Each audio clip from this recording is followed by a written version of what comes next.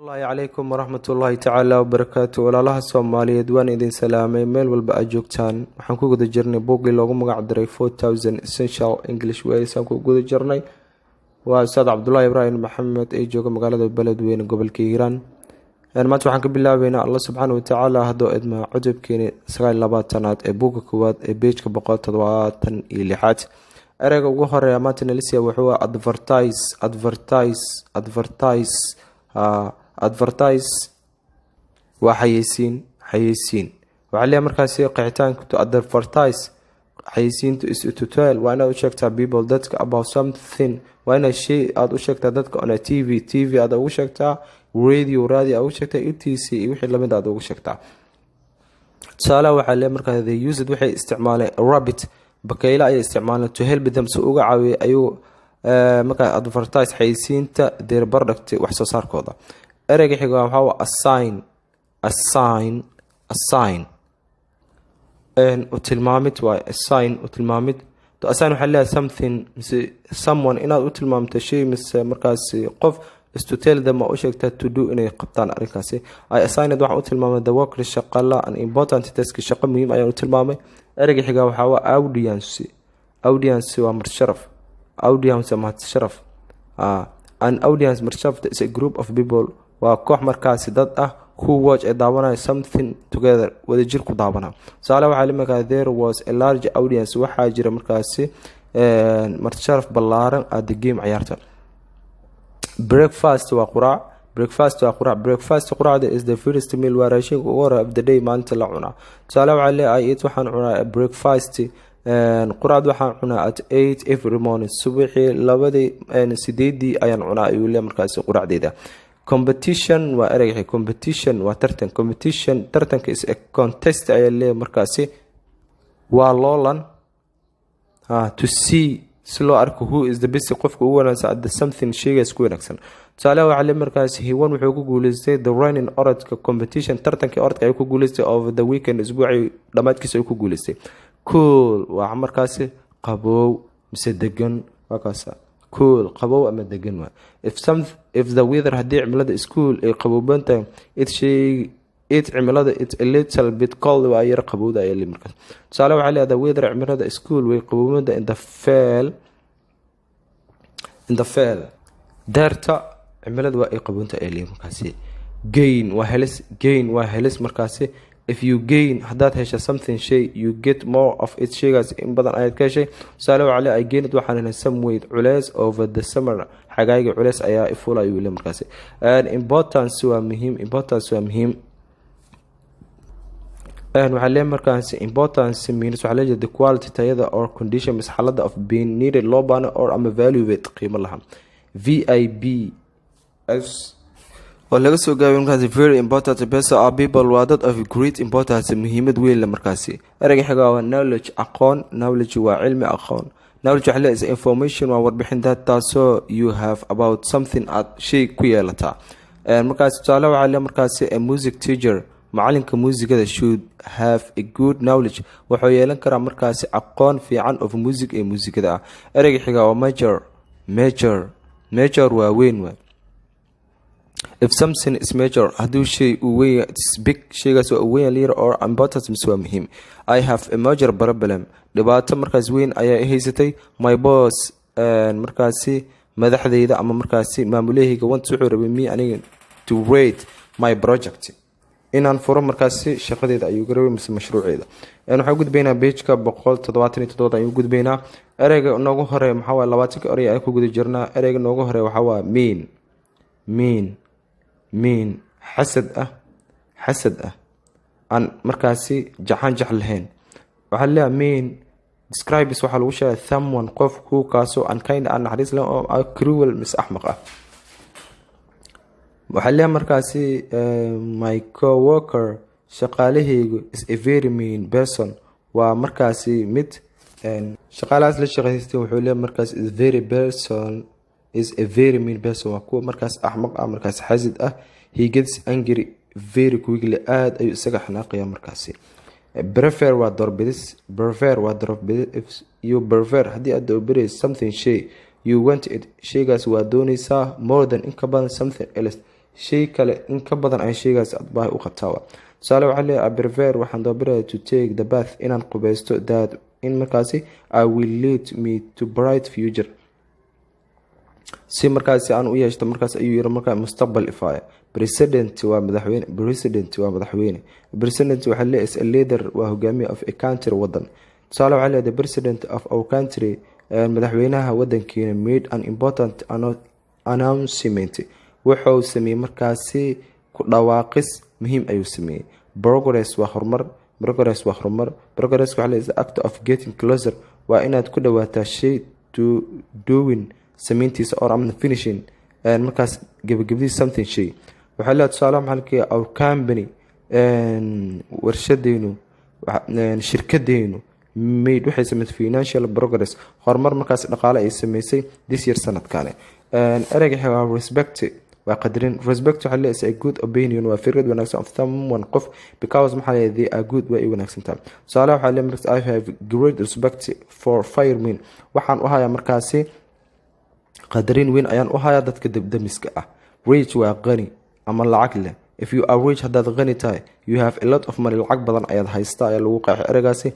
tusaale waxaa leeyahay rich waa qani he can buy wuxuu iibsan karaa anything wax walba ayuu iibsan karaa he wants uu rabo wax walba qofka lacag haysta ma iibsan karo markaasi waxyaabaha oo caadiyan oo bil aadamka u haay oo kaliya ay iibsan karaan. Allah subhanahu wa ta'ala wuxuu haay ma iibsan karo bil aadamka. Allah subhanahu wa ta'ala waxa uu ku haaya caafimaad ayuu ku haaya caafimaad ma ku iibin karo markaasi lacagta kuma iibin kartaa. Allah subhanahu wa ta'ala wuxuu u haaya cimri dheeri ayuu haaya cimri dheeri ma ku iibin karta lacagta ma ku dhiibin karta markaasi. Allah subhanahu wa ta'ala waxa uu haaya aqli iyo aqoonta isaga bixiyo lacagtaada kuma iibin karto aqli iyo aqoontona kuma iibin karto. mustaqbalkaaga inuu wanaagsanaado iyo inuu xumaado Allah subhanahu wa ta'ala haayo lacagtaada kuma iibin karto markaasi. markaasi waxaan leenahay taas ayaan soo gudbina. erayga xiga waxa waa skill waa xirfad. xirfadu is a knowledge waa cilmi an ability iyo awood that allows you ku ogolan to do inaad sameyso something well si wanaagsan shay u qabataa. tusaale waxaa leeyahay markaasi snowboarder ciyaarta la yiraahdo markaas snowboarded oo lagu ciyaaro markaas barafka lagu ciyaaro must have waa inaa u yeelataa the right skill xirfad wanaagsan to do well as si wanaagsan ugu qaban karta. somehow waa si uun means waxa leeyahay in a way waa hab or ama by someone means mise qof which is not known or garanin.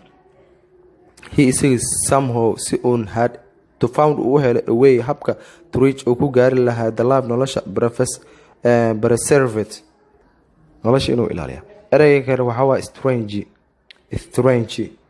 waa xoog waxa leeyahay markaas is the physical power waa markaas waa awood muuqda that you have ad leedahay.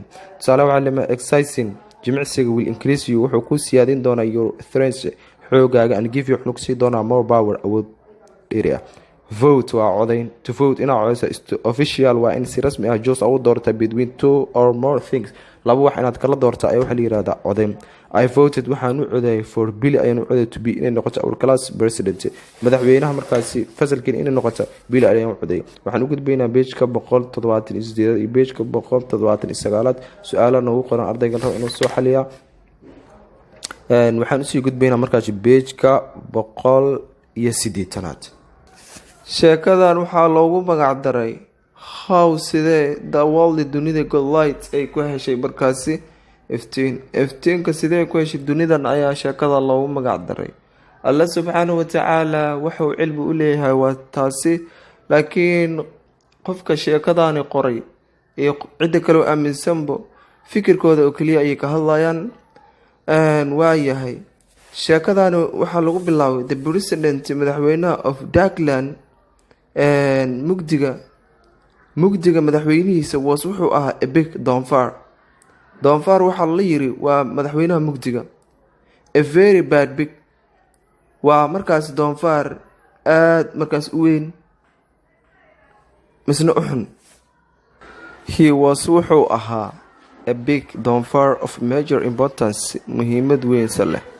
he was rich qani ayuu ahaa and he had a lot of strength quwadna waa uu lahaa. but laakiin he was mean wuxuu ahaa nin nacas oo axmaq ayuu ahaa. xasad buu ku ahaa layiri to all the animals xayawaanada dhammaan in the darkland ee ku sugan markaasi dhulkaasi mugdiga ah. He kept all the walls line in a bag. dhammaan waxaa layiri markaas iftiinkiyo idil ee dunida waxa uu gashtay boorso. He preferred wuxuu durbidayay to keep the world cool and dark inay dunida ay ahaato mid qabow misna markaasi mugdi ah. He wanted wuxuu rabay to stop inuu joojiyo the progress horumarka of the city ee magaalada. The animals xayawaanada could not walk kuma aysan shaqaysi karin in the dark mugdiga. He didn't have any respect for them isiga muusan qadarin jirin ayaa layiri xayawaanadaasi.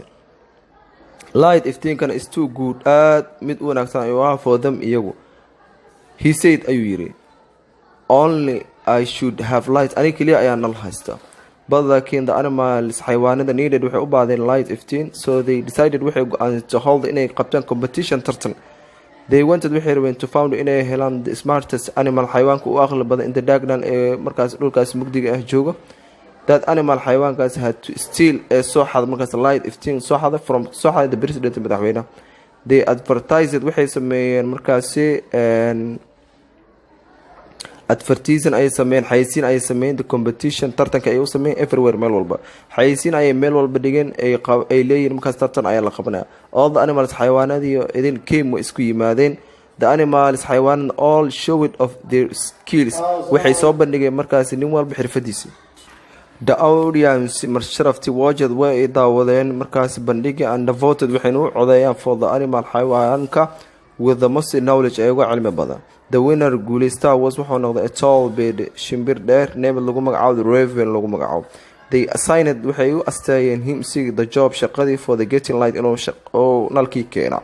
The next morning man xigtay raven clear or eat wuxuu cunay breakfast quraacdii ayuu cunay and then kadibna left his home gurigiisa ayuu ka tagay. How sidee will I gain ayaan ku heli karaa light iftiinka from the president madaxweynaha uga heli karaa thought ayuu ku fikiray raven clear.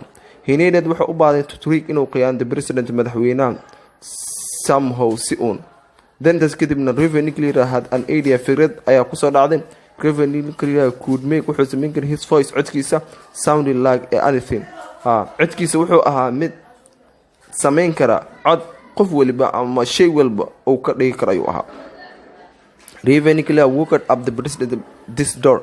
albaabka madaxweynaha ayuu u socdaalay. He made wuxuu a sound shanqar of a crying baby canug oonayo shanqartiisii codkiisa ayuu ka dhigay.